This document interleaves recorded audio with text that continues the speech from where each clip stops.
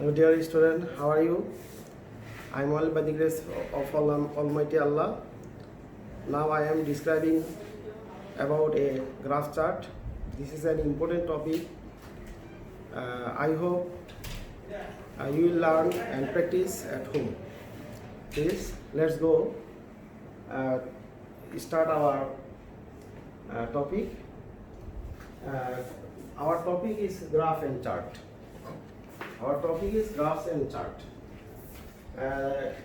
Our questions will be number of internet users, literacy rate, the number of people living below the poverty line, ইত্যাদি etc. অর্থাৎ এখানে আমি তিনটা উদাহরণ তোমাদের দেখিয়ে দিলাম, তিনটা প্রশ্ন, number of internet users, literacy rate, the number of people living below the poverty line ইত্যাদি। এইভাবে অর্থাৎ এই প্রশ্নগুলোর আঙ্গিকে আমরা চিত্র থেকে দেখতে পাই যে এখানে এই চিত্রটা ইনক্রিজিং অর্থাৎ ছোট থেকে বড়র দিকে অর্থাৎ কম থেকে বেশির দিকে বৃদ্ধি পাচ্ছে পার্সেন্টেজ। আবার 2 নম্বর চিত্রে আমরা দেখতে পাচ্ছি যে ডিক্রিজিং অর্থাৎ হ্রাস পাচ্ছে। ডিক্রিজিং কথা মানে হচ্ছে হ্রাস পাওয়া, কমে যাওয়া, অর্থাৎ ধীরে ধীরে এটা কমে যাচ্ছে। এবং আরেকটা গ্রাফ থেকে দেখতে পাচ্ছি সেটা এলোমেলো অর্থাৎ গোছালো না, বৃদ্ধিও পাচ্ছে না হ্রাসও পাচ্ছে না, অর্থাৎ বৃদ্ধি হ্রাস দুইটাই পাচ্ছে, সেটা এলোমেলোভাবে। এটাকে আমরা বলতে পারি fluctuating rising and falling, rising and falling অর্থাৎ উঠানামা, অর্থাৎ উঠতেছে আবার নামতেছে, অর্থাৎ ফিক্স না।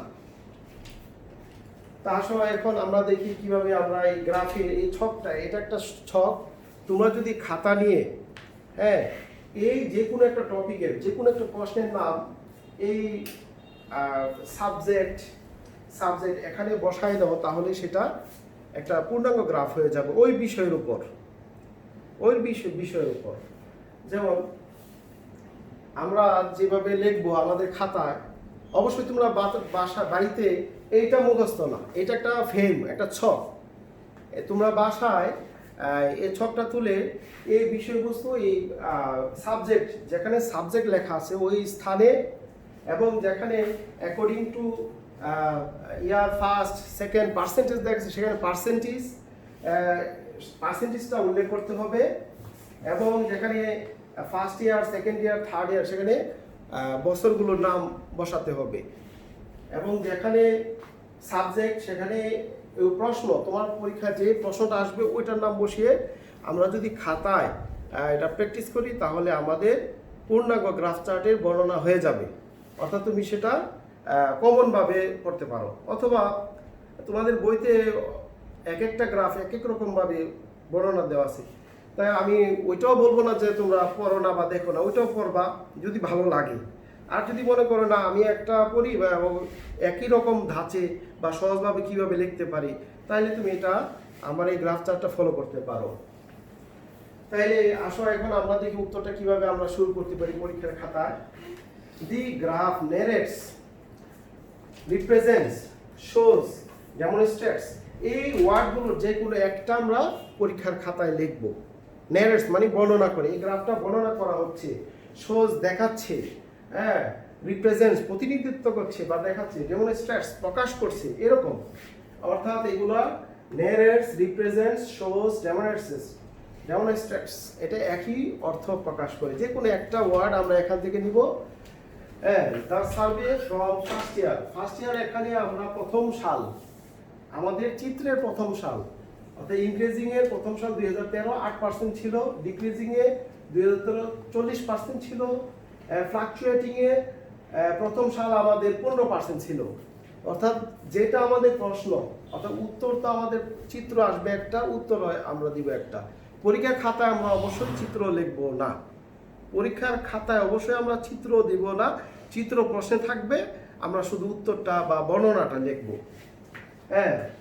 ইয়ার এখানে ইয়ার আমাদের ফার্স্ট ইয়ার এখানে কত আছে 2013, যদি ইনক্রিজিং এর আসে আর যদি ডিক্রিজিং এর আসে তাহলে 2013 সালে আছে 40%, ফ্লাকচুয়েটিং আছে 2013 সালের 15%, এইভাবে আমরা এখানে ইয়ারটা উল্লেখ করব।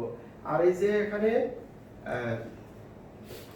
টু লাস্ট ইয়ার, এখানে ব্যক্তি প্রথম সাল থেকে শেষ সাল পর্যন্ত, ফার্স্ট ইয়ার থেকে লাস্ট ইয়ার পর্যন্ত, 2013 থেকে 17 পর্যন্ত আমরা চিত্র দেখতে পাচ্ছি, বা যে সালটা উল্লেখ থাকে সেটা আমরা এখানে উল্লেখ করব।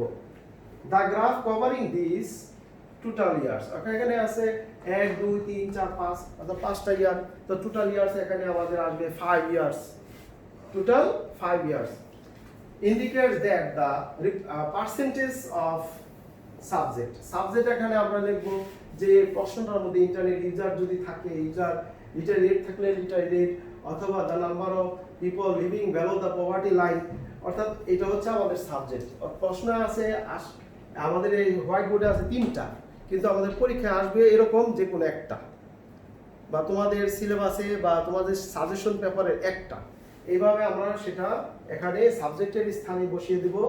ইজ ইনক্রিজিং, যদি বৃদ্ধির চিত্র আসে ইনক্রিজিং, আর যদি ডিক্রিজিং এর অর্থাৎ হ্রাসের চিত্র আসে তাহলে ডিক্রিজিং, আর যদি হ্রাস বৃদ্ধি অর্থাৎ একবার উঠেছে পার্সেন্টেজ উপরে আবার নিচে নেমে গেল হঠাৎ, সেটা ফ্লাকচুয়েটিং অথবা রাইজিং অর ফলিং, এই কথাটা আমরা উল্লেখ করব। Rapidly and constantly.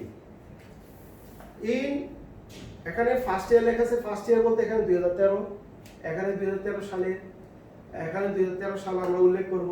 The first year of the survey period, survey অর্থাৎ জরিপকাল, আমরা যেটা তল্লাশি করছি, এটা জরিপ চালাচ্ছি, এটা সময়কাল।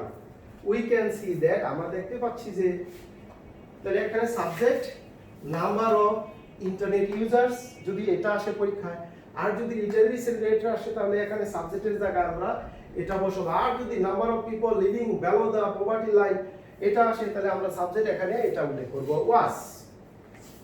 According to the first year percentage, এখানে যদি ইনক্রিজিং এর প্রশ্নটা আসে তাহলে আমরা 8% লিখব, ডিক্রিজিং এ আসলে এখানে 2013 সালে আছে 40%, যেহেতু পার্সেন্টেজের কথা উল্লেখ করা হচ্ছে পার্সেন্টেজ, তাহলে এখানে 15%, যেটাই আসুক যে কোনো একটা আসবে, 3টা তো আসবে না, যে কোনো একটা আসবে।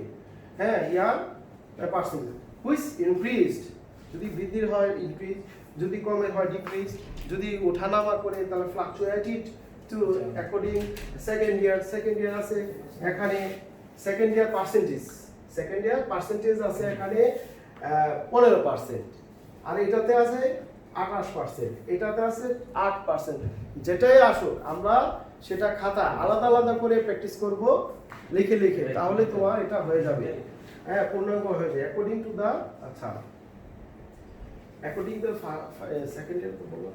ইন দি নেক্সট ইয়ার, পরবর্তী বছর, নেক্সট ইয়ার কি ফার্স্ট ইয়ারের পরের বছরে আছে এখানে 2014 সাল, হ্যাঁ এটা হচ্ছে সেকেন্ড ইয়ার।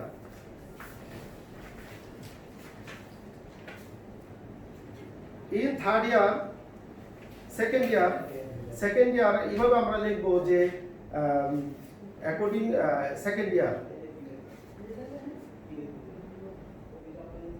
ইয়ার, তাহলে in this next second year, এখানে সেকেন্ড ইয়ারের নাম লিখবো সেখানে 2014 সাল, সেকেন্ড ইয়ার 2014 সাল। যেহেতু আমাদের সালগুলো হচ্ছে 2013, 2014, 2015, 2016, 2017, তাহলে আমাদের সেকেন্ড ইয়ার হবে 2014। এখানে আছে third year, in third year 2015, in 2015, 2015, in 2015 ওয়াজ, এখানে পার্সেন্টেজ 2015 এ ছিল 20%, আর ডিক্রিজিং এ ছিল এখানেও ছিল 20%, এখানে ছিল 20%, এইভাবে আমরা এটা উল্লেখ করব। হুইচ ইনক্রিজড, বৃদ্ধিটা আসলে বৃদ্ধি, ডিক্রিজটা আসলে ডিক্রিজ, ফ্লাকচুয়েটেড এটা আসলে এটা, এভাবে অ্যাকর্ডিং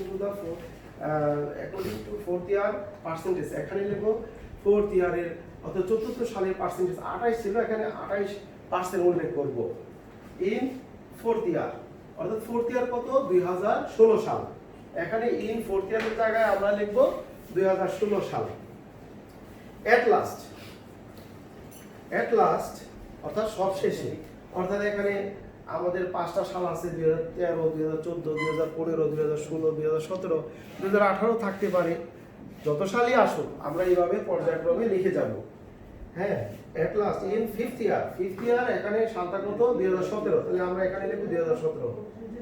হ্যাঁ, ইট ওয়াজ ইনক্রিজিং, যদি বৃদ্ধির হয় ইনক্রিজিং, আর যদি কমতির কোনো বা কমের কোনো চিত্র বা প্রশ্ন আসে ডিক্রিজিং লিখব, আর যদি উঠানামা করে তো ফ্লাকচুয়েটিং অ্যান্ড কেম ইনটু, হ্যাঁ, অ্যাকর্ডিং টু 5 ইয়ার পার্সেন্টেজ, অর্থাৎ 5 সালে পার্সেন্ট 40% এটা আমরা উল্লেখ করব। হ্যাঁ, এইভাবে আমরা এটা করব। দাস এইভাবে the graph provides a clear picture, হ্যাঁ, একটা পরিষ্কার চিত্র বর্ণনা আমাদের প্রকাশ করবে এটা of the increasing, decreasing, fluctuating propensity, প্রবণতা অফ, এখানে সাবজেক্ট প্রবণতা, নাম্বার অফ ইউজার্স, এখানে এই সাবজেক্টের জায়গায় আমরা নাম্বার অফ ইউজার্স, যদি এটা পরীক্ষা আসে, আর যদি আসে লিটারেসি রেট, তাহলে আমরা এটা বসিয়ে দিই লিটারেসি রেট, আর যদি আসে the number of people living below the poverty line, এটা আমরা বসিয়ে দিই over the years which is the highest growth was in, এখানে ফার্স্ট ইয়ার বলতে তুমি 2013 সাল এবং last year and last year, and এখানেও এখানে হবে লাস্ট ইয়ারের নাম দিবা 2017 সাল। হ্যাঁ, এভাবে সালটা উল্লেখ করে আমরা পূর্ণাঙ্গভাবে আমরা আমাদের চিত্র অনুযায়ী, অর্থাৎ এটা একটা ছক, আমি বলছি না যে এটা একটা পূর্ণাঙ্গ বর্ণনা, এই ছক আমরা পরিপূর্ণভাবে এই ছকটার মাধ্যমে যদি আমরা খাতা নিয়ে বাসায় প্র্যাকটিস করি, এবং এটা যে কোনো একটা বিষয়ের উপর, হ্যাঁ, নাম্বার অফ ইন্টারনেট ইউজার্স, অথবা লিটারেসি রেট, অথবা number of people living below the poverty line, অথবা অন্যান্য কিছু এরকম চিত্রের যে একটা প্রশ্নই আসুক, যে কোনো প্রশ্ন আসুক না কেন, এইভাবে আমরা ইয়ারের জায়গাতে ইয়ার, পার্সেন্টেজের জায়গায় পার্সেন্টেজ, সাবজেক্টের জায়গায় সাবজেক্ট বসিয়ে আমরা আমাদের গ্রাফ চার্ট খুব সহজেই আমরা এটা আয়ত্ত করতে পারবো এবং পরীক্ষায় অ্যান্সার করতে পারবো।